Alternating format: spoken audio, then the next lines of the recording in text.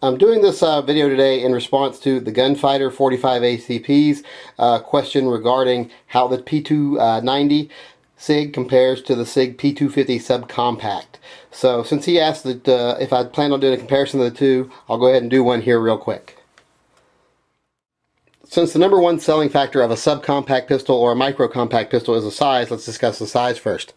As you can see, the P290 is much smaller than the P250C. They're just much smaller. So as far as size goes, there's just not really much comparison here. Much smaller. Much smaller. Just a smaller gun all the way around. This one's much bigger. Now, this is much smaller, of course, than, say, the compact, but it is not anywhere near as small as the micro compact. So there's a huge jump between the micro compact and the subcompact. Subcompact's a much more usable gun. Micro compact's a much more concealable gun. Okay, now let's discuss build quality and features of the guns. They're both SIGs, so they're both built pretty much the same. They're both very well built. They both come with very similar features. They both come with the SIG night sights, stainless side. They're both hammer fired. The P290 is hammer fired. The P250 subcompact, hammer fired. Both hammer fired guns, both come with the SIG night sights, both have stainless slides, both have very similar textures to their polymer, both have, just everything is similar. The one thing that I will say, the trigger on the SIG P250 subcompact, much better. Much smoother, much more consistent. You can time that break every time. It's smooth as silk. The one on the P290, not so much. It's a little catchy, a little gritty. It gives a lot at the end. Just not a great trigger. I'm not happy with the trigger on this gun, really.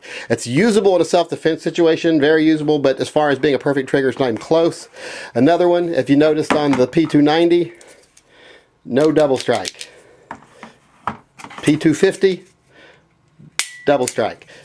Now that'd be actually a good thing, because I had some rounds the other day that had hard primers in them, had some misplaced primers. Didn't fire on the second shot, but they did fire after I cycled the gun again and fired them on the second round. In this gun, I could have just pulled the trigger again and they would have went off. So once again, very similar build qualities, very similar features, almost the same guns build quality wise and features. So, and the only difference is the trigger's much better on the P250 subcompact. Okay, let's talk about performance, reliability, handling. This is the P290, or the P290 here is a little harder to hold on to because it's a much smaller gun. Of course, it's easier to conceal, which is its main purpose, but it is harder to hold on to, harder to shoot, but still very accurate. I'll show you some video here of me hitting the target with this one.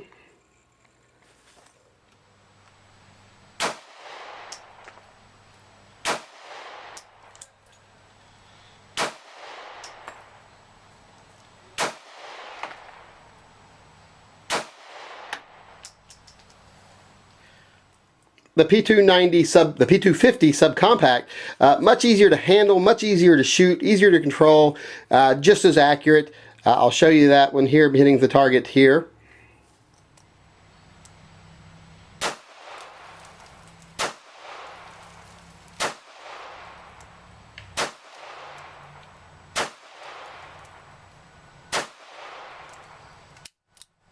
As you can see, both guns fairly accurate, fairly easy to use, but the P250 subcompact, much easier gun to handle at the range, much easier gun to be accurate with, in my opinion, if you're going to fire multiple long-range shots or well-placed shots. Both will work great in a quick draw situation, in a quick use situation, where you're not really taking your time to line up shots, but if you are, P250C, much easier to handle at the range.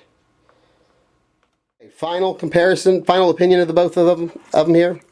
P290, that's the way to go if you want an easy conceal pistol, something you can hide while dressing nicely, maybe put in your dress slacks. Just a real easy to use gun. It can even be pocket carried. Super small, really reliable, really accurate. So great gun for that. If you're wanting a gun for concealed carry and you can do a little more concealment, the P250 subcompact would be the better way to go. Much more comfortable, better trigger, which would make it more accurate in your hand. It doesn't make it more inherently accurate, but it does make it more accurate in the hand than the P290.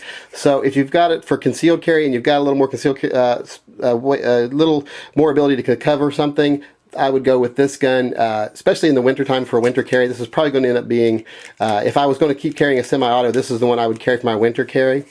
I usually carry revolvers, but if I was going to carry a semi-auto, I would choose that one for winter, this one for summer. So if you had a winter-summer deal you're looking for, winter and fall, spring and summer, right there would take care of both things for you.